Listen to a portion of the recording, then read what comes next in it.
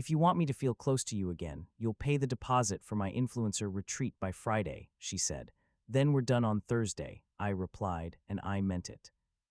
Hey friends, please subscribe and turn on notifications, like this video, and leave a comment with your impressions. This will be a great help. Thank you. We never tire of reminding you. It's all thanks to you.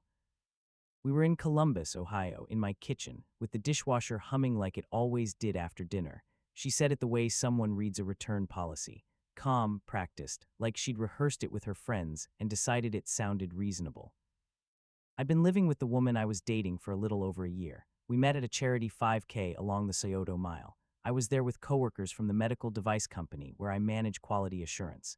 She was there for content, as she put it, filming short clips for the boutique fitness studio where she ran social media. She was bright, quick with compliments, and she laughed at the boring jokes I tell when I'm nervous. It felt easy. 6 months later, when her lease ended, we agreed she'd move into my townhouse. Not a romantic whirlwind, a practical decision. The place was already in my name. I'd lived there 3 years. We talked numbers like adults. She'd cover groceries and half the utilities, and she'd throw in a set amount for rent. Not half because I made more, but enough to feel like we were building something together. For the first 2 months, she actually did it. She transferred money on the first of the month. She stocked the fridge. She'd ask what bills looked like and say, "Send me the total." It felt like partnership. Then little things started slipping. The third month, she said her paycheck was delayed because the studio changed payroll providers. The fourth month, she said she was waiting on a bonus. The fifth month, she told me she was investing in herself and that cash flow was weird right now. Her version of investing was a lot of online shopping that arrived in neat brown boxes every other day. Ring lights, a tripod, workout sets in colors that only exist on Instagram, a new phone because the camera is literally my job. I didn't hate any of it. I'm not the guy who thinks a woman shouldn't spend money on herself. What bothered me was the pattern. The money always flowed toward the image and never toward our actual life. At the same time, affection became a reward system. If I cooked, she'd be sweet. If I agreed to take photos of her at sunset, she'd curl up on my shoulder. If I questioned a purchase, she'd go cold and say I was killing her vibe. It was subtle at first, like a thermostat being turned down 1 degree a day until you suddenly realize you're freezing. Her friends didn't help. They were the kind of women who talked about providers while Venmo, requesting each other for iced coffee. They had a running joke that any man who asked about money was in his feminine. They'd come over, take over my living room for wine nights, and speak loudly on purpose. I'd hear lines like, "If he wanted to, he would," and "A real man makes your life easier," and "Never split bills with a boyfriend, that's roommate energy." They'd say it while sitting on my couch, feet up on my coffee table, using my Wi-Fi. I tried to stay out of it. I was raised to handle things directly, not perform arguments in front of an audience. So when her contributions stopped entirely, I didn't lecture her. I just started documenting. It wasn't revenge, it was clarity. I opened a folder on my laptop and dropped in screenshots of every utility bill, every grocery run, every transfer I'd made when she asked me to spot her for something. I wasn't building a case for court. I was building a case for myself, because I could feel my brain trying to normalize what didn't make sense. One Friday, she texted me while I was at work. "Babe, can you cover my car insurance? It's only $198 and I'll pay you back Monday." I didn't reply with anger. I replied with, "Sure, send me the bill." She sent a screenshot. I paid it through her insurer's portal and the confirmation page popped up with a transaction ID. I saved it to the folder, receipt number 1. That weekend, she posted a story with champagne flutes and a rooftop view downtown. The caption said, "Soft life only." I recognized the place. It wasn't cheap. The next week, the real shift happened. She started talking about an influencer mastermind retreat, Scottsdale, Arizona, 3 nights in a shared villa, photo shoots, branding sessions, high-level networking. She said it like it was a graduate program. I got accepted, she announced one evening, as if there'd been an admissions committee. "That's cool," I said. "What does it cost?" She smiled like she'd been waiting for the question. "It's an investment. The deposit is $2,000 by Friday, and the rest is due next month, but it'll pay for itself." $2,000, deposit, by Friday. She said it while stirring a pot I was cooking in my kitchen, wearing leggings she'd bought that week. I didn't say no, not yet. I asked, "Are you paying it?"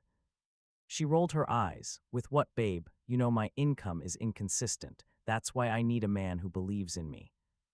That line hit me wrong, not because I didn't believe in her, because belief was being priced out like a hotel upgrade. I took a breath and said, "We can talk about goals, but we also need to talk about the bills here. You haven't contributed since September." Her face changed fast, like someone switching masks. "You always bring up money when I talk about my dreams," she said. "It's gross." That night she didn't touch me. She went to bed early with her phone. The next morning she was sweet again, sending me links to villas and telling me which outfits would look good in the desert. By Wednesday, her friends were involved. She put me on speakerphone while she sat with them at some brunch place, and I could hear silverware clinking. "Tell him what you told us," one of them prodded. She said, "I told you, babe, it's about support. If you're serious about us, you'll handle it." I didn't take the bait, I just said, "We'll talk at home." That's how I ended up in the kitchen on Thursday night, listening to her turn intimacy into a payment plan. She leaned back against the counter, arms crossed, like she was negotiating a contract. "If you want me to feel close to you again, you'll pay the deposit for my influencer retreat by Friday," she said. I looked at her for a long second, not angry, just taking in the fact that she said it out loud. "Then we're done on Thursday," I replied. She blinked. "What?"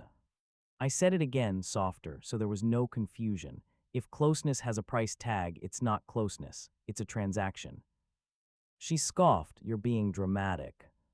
I nodded once, maybe, but I'm being clear. She tried to laugh it off like I was doing a bit. "You'll calm down, you always do." That was her mistake. She thought my quiet meant flexible.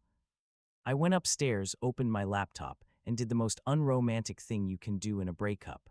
I planned. By midnight I had 3 tabs open: a moving company quote, a storage unit reservation page, and my lease document. My townhouse was mine, but our agreement had been simple. If it didn't work, she had time to find a place. I wasn't going to dump her on the curb. I just wasn't going to finance a lifestyle that treated me like an ATM with feelings. I drafted a written notice, 30 days, calm language, no insults, just dates, expectations, and boundaries. I printed it. The next morning while she slept, I emailed my landlord anyway, not because I needed permission, but because I wanted a clean paper trail that she was leaving and that I was the only tenant responsible after a certain date. The landlord replied within an hour, "Understood. Please confirm the move-out date for your guest occupant so we can update our records." I confirmed. I saved the email thread, receipt number 2. Then I called the electric company and scheduled a service audit and transfer update, again, not because I was removing service, but because her name was attached to a secondary profile for budget billing. I wanted it clean. The rep emailed me a confirmation number and the effective date. I saved that too, receipt number 3.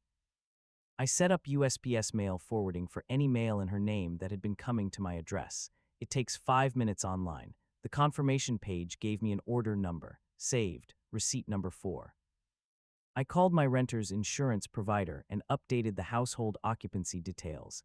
They emailed a policy change confirmation. Saved, receipt number 5. Then I booked a small storage unit 10 minutes away. Month to month, I wasn't trying to punish her. I was trying to avoid chaos. The storage facility emailed me the access code and contract. Saved, receipt number 6. By the time she woke up, I'd already done more for our separation than she'd done for our shared life in months. She came downstairs in a soft robe, hair messy, and acted like the night before was a minor misunderstanding. "Morning," she said, sweet voice. "So are you going to do the deposit today?" I slid the printed notice across the counter. "I'm going to do something else." She looked down, frowning, then read it. Her cheeks flushed red. "You're serious," she whispered. "I was serious last night," I said. "I'm serious today." She grabbed her phone and started tapping. "This is insane. You're throwing us away over money." I kept my tone even. "No, I'm ending it because you tried to rent my affection back to me."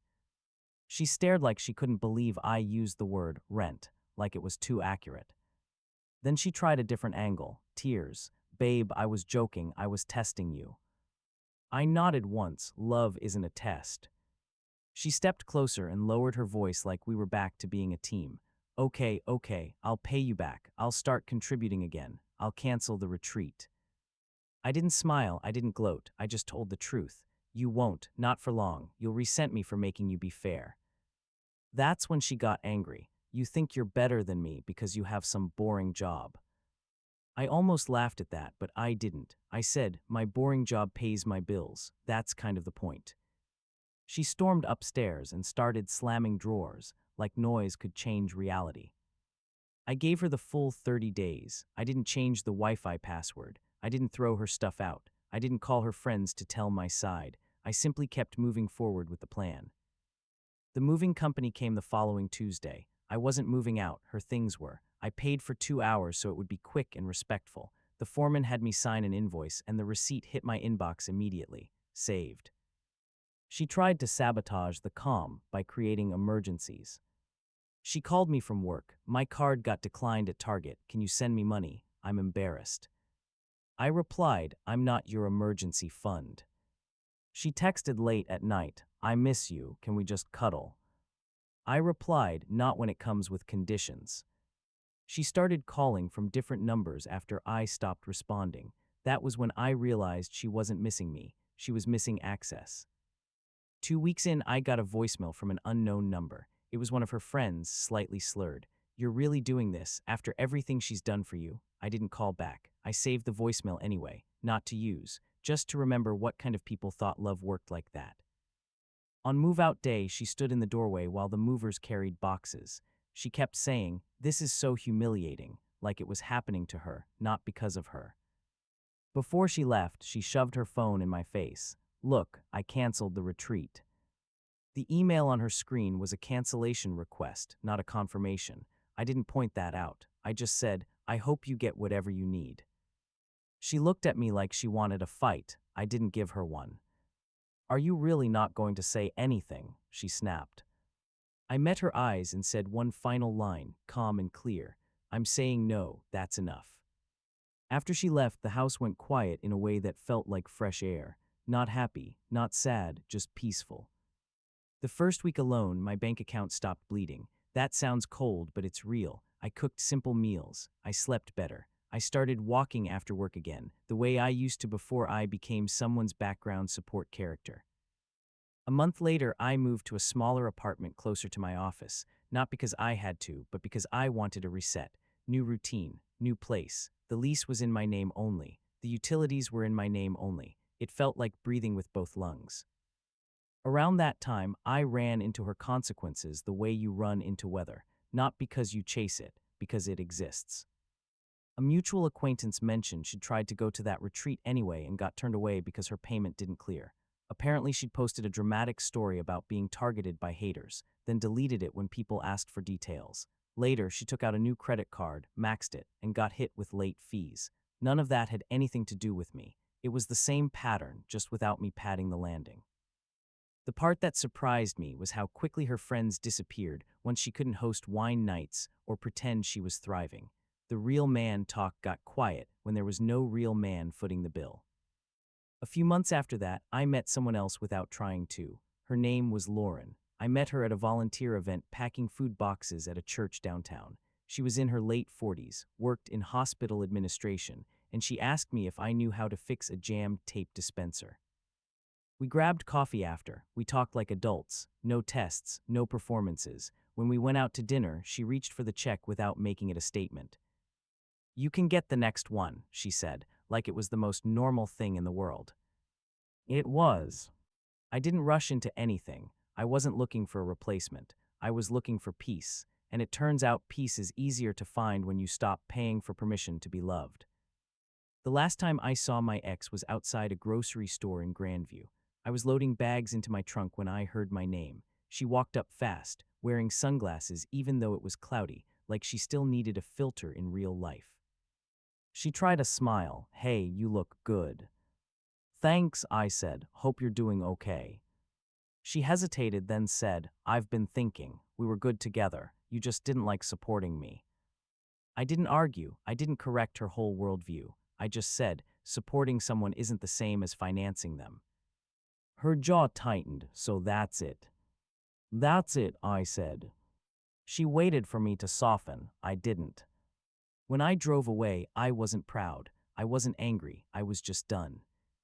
That's the moral I keep coming back to. The moment love becomes a transaction, it's already over. If someone has to charge you for closeness, what they're selling isn't love.